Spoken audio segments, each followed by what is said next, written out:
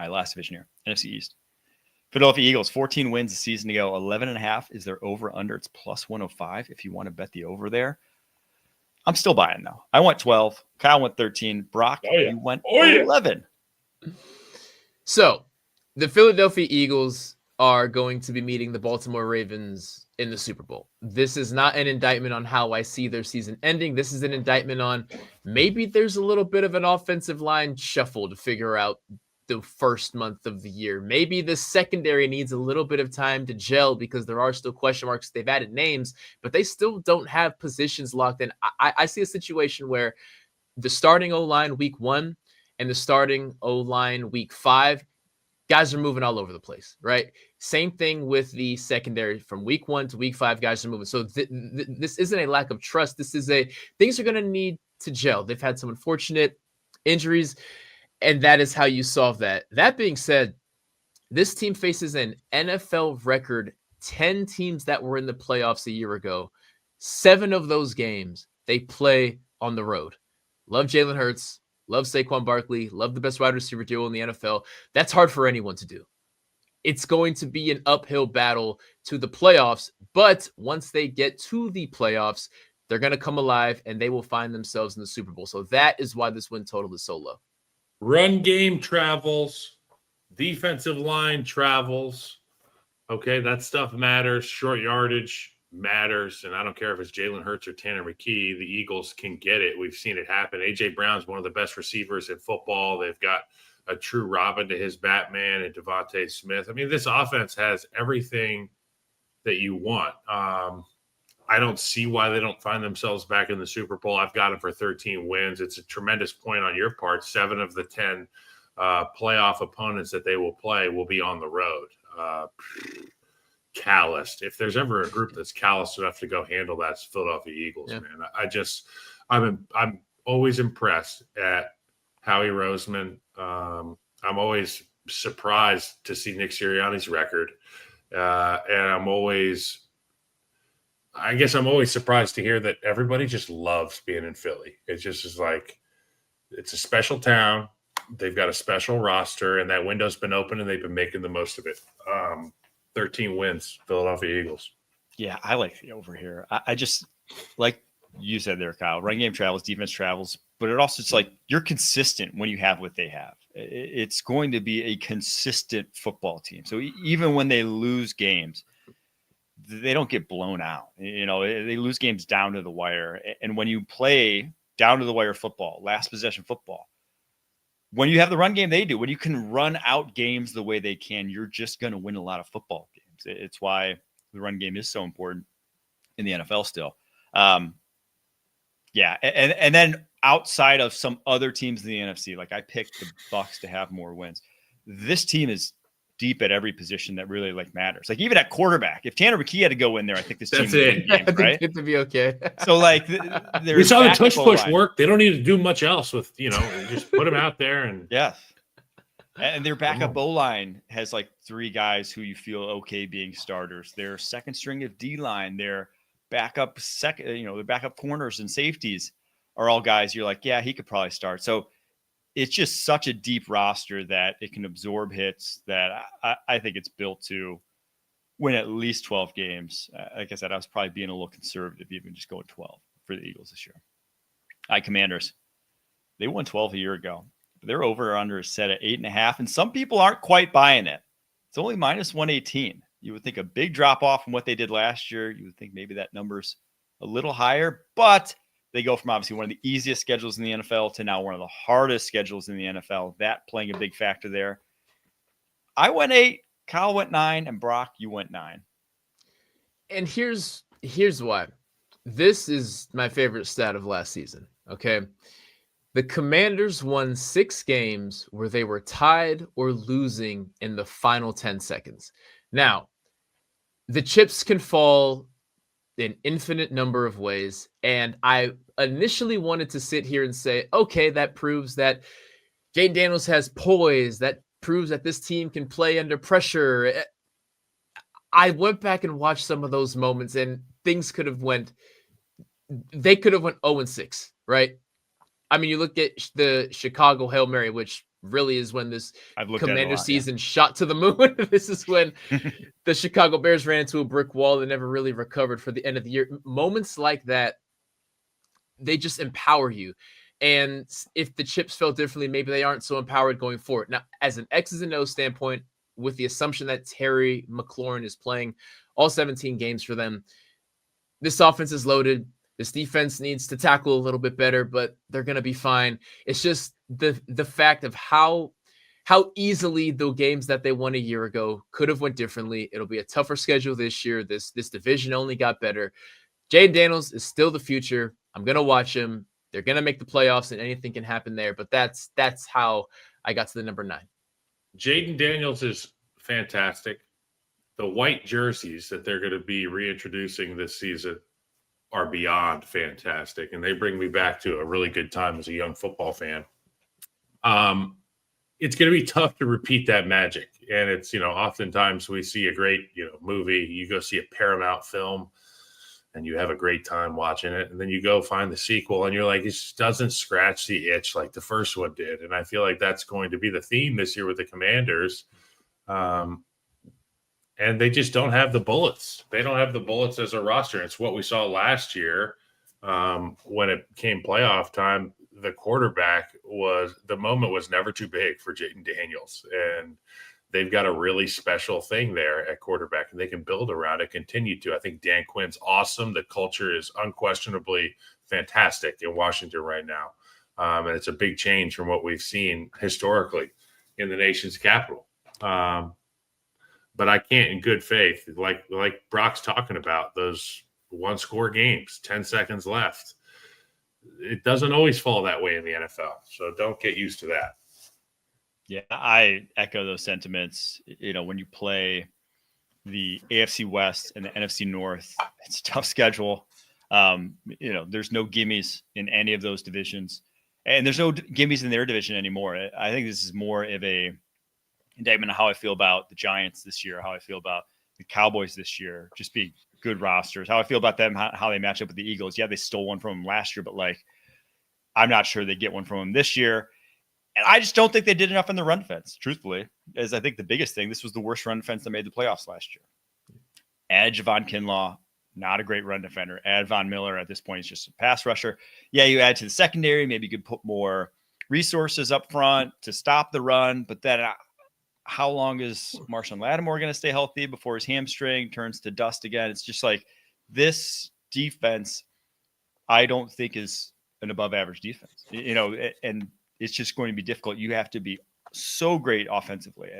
And I shouldn't bet against Jaden Daniels. I'm not going to bet against Jaden Daniels. I'm not going to bet this line on the under, but I think there's a lot of reasons pointing to a step back from this team potential for me to really buy in. All right, Dallas Cowboys, 2024, they won 7 games.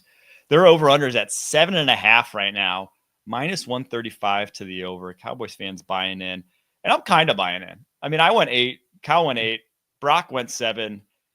Just feels like Vegas got this one right here, Brock. I feel a storm brewing in Dallas. I really do. From an X's and O's standpoint, let's talk about cornerback depth. Look at their schedule, and you tell me how many games you are confident that Deron Bland and maybe Diggs has a green flag by then, and whoever else is in this cornerback room healthy and ready to go. Point out the games that you are confident that they can handle their own based off past health, based off just last year. And it's not going to be many. I found 4. I found 4 games where I could say, okay, Bland and Diggs, or even if Diggs isn't there, they can handle that. That's not enough for me. I'm also looking at the running back situation. You got Javonte Williams, got Miles Sanders, you got Jaden Blue.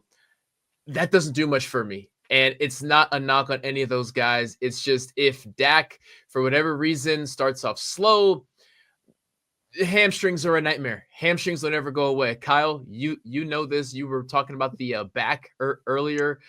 Your back never heals. Your hamstring never heals as well. So if there's a situation where, hey, Dak turns to the running back room and says, I need to put this on your guys' shoulders, I don't see a name there yet that can do that for them. But the biggest reason, guys, is this reality show that Jerry Jones has created. And every single offseason, Jerry Jones just starts some stuff up, right?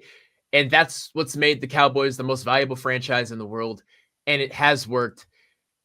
But I see a sentiment now across this team where they're just saying enough of this. There is a social contract between reality TV stars where we all know that we're part of this. Maybe it's a generational thing. Maybe Michael Irvin and Troy Aikman didn't care about this, but this affects Dak Prescott. This affected CeeDee Lamb, and this really affects Micah Parsons enough. So in a situation where they come out the gate slow, I feel this offseason and the stress and the turmoil and the owner versus the player versus the owners, I feel it weighing on them. I see Jerry Jones in a situation where he is too late to realize what you have done has worked to build the brand, but it is not going to work anymore. These guys take things very personal. They from a social media standpoint, any negativity is the only thing they're going to hear. They're going to hear it 20 times a day. Whereas if you say something mean about Michael Irvin, he's not going to hear it. You know, it's enough, Jerry Jones. Enough. Lay off. And because of that huge distraction, I had to cap the win total there. One of the things that they've got right in Dallas is Dak Prescott. He is awesome and underappreciated and so tough. And all the same things that I talk about Baker Mayfield, I will say about Dak Prescott. I truly believe that. They've got a real chance with him and CeeDee Lamb. Now you add this guy, George Pickens, into the equation. And if he even shows up to the stadium, I think that they can cover this win total because – damn, he's good when he is right. And CeeDee Lamb is, as Adam Shine would say, CeeDee Lamb's got the chops. He's special, and he's a guy that you can have your game plan built around week in, week out. The offensive line is going to continue to congeal. They've got a lot of youth there. They've got some budding stars in that room. So if they can play well on the offensive line, if they can protect Dak Prescott, they are going to be in every single game, just like the Cincinnati Bengals. We've got a shot because we've got a quarterback and two receivers who can be real threats week in, week out. That's what I'll say about the Cowboys. I got them getting 8 wins. Yeah, I would like this Cowboys. I think the talent's there for double-digit wins. I don't think that's my issue with this Cowboys team. It's one, head coach Brian Schottenheimer. I've said before, I thought he was the worst head coaching hire this offseason. I don't think he does anything for you. And two, I don't think he can control this locker room that could very easily get out of hand. You have Micah Parsons already being, very outspoken, at war with Jerry Jones right now. But then the kind of a story that got swept under the rug that I thought was interesting was they docked Trayvon Diggs $500,000 for missing off-season workouts when he was rehabbing an ACL tear. I believe it was ACL tear, right? That was what he had. Yes. Which was, he rehabbed away from the facility, but if he was there, it was a clause that was in the contract. Yeah. But he couldn't practice anyway. So he was rehabbing and they chose to exercise that clause. And it's damn, if this is one of your star players, you want to take $500,000 out of his pocket after he tore his ACL when it was just a formality if he would have been in the facility. And then you got guys like George Pickens who are always, one play, one non-targeted pass away from becoming a problem that I see the recipe for disaster. Yes, volatile. There you go. I see the recipe for disaster here being about as high as any team in the NFL. So that's why I went only with 8, but they should be better than that. I mean, this was the 2 seed 2 years ago. It feels like a team that could get back to that sort of range, but I think that the potential downside far outweighs the potential upside here. Last team, New York Giants. 2024, they won 3 games. They're over under set at 5.5. It's at plus 100.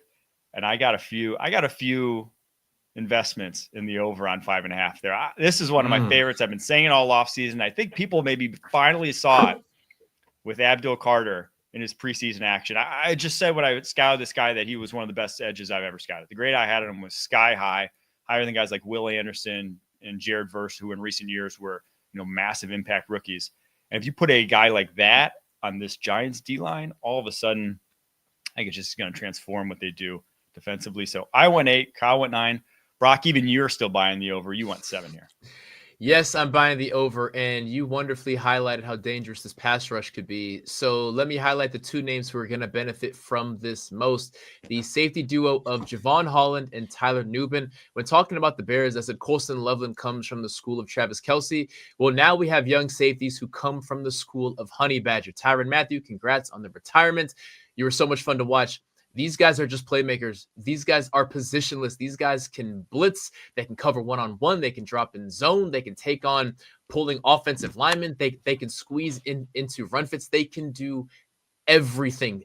And the chaos that is caused up front reaps the rewards of the guys on the back end. Those two will be household names by year's end. And because of Tyrone Tracy, Tyrone Tracy Jr. last year was his second year playing running back. His second year. We have no idea what the ceiling is for how good Tyrone Tracy will be. And I know it's going to be sky high. So those are the reasons that I'm very, I know the number 7 doesn't raise any eyebrows, but compared to last year and the year before that, that's a big improvement, and Dayball may not be done just yet. Yeah, I mean, you hit the nail on the head with them bringing in a guy like Abdul Carter, who is an immediate red.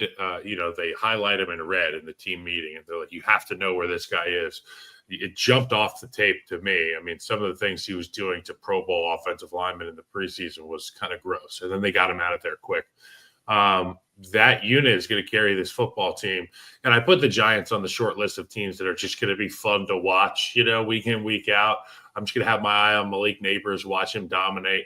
And that's kind of been the theme, is that these rookies step in for the Giants and have had dominant seasons. So Abdul Carter, it's your turn.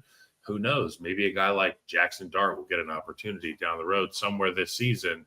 I liked what I saw from him in the preseason. So, not world beaters, but fun to watch. Spicy team. Yeah, I'll just add one more thing to why I think we're all buying the over here. As much as we laugh at Russell Wilson, and there's a lot to laugh at, and there's a lot to point at and be like, what the hell is going on here? He's better than Daniel Jones. He's better than Daniel Jones was. Like he went to the playoffs last year. Right.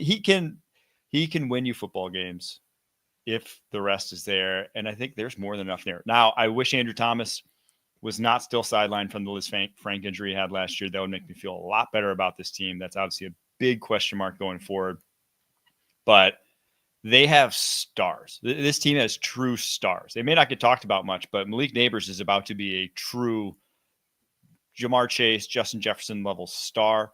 Dexter Lawrence is a star, and Abdul Carter is about to be a star. So they have, the past 2 years, added 2 of the most impactful players in each of those drafts, and I think people aren't quite ready for how that's going to transform what this team looks like. They were a laughingstock last year, yes. I don't think that continues. Buying into a little Giants turnaround here. All right, there you have it. Your NFC win total projections. We'll be back on Monday, breaking down week 2 of the preseason, going overreactions or underreactions to what we saw over the weekend. Thanks so much, Brock, for joining us. Until next time, keep pushing.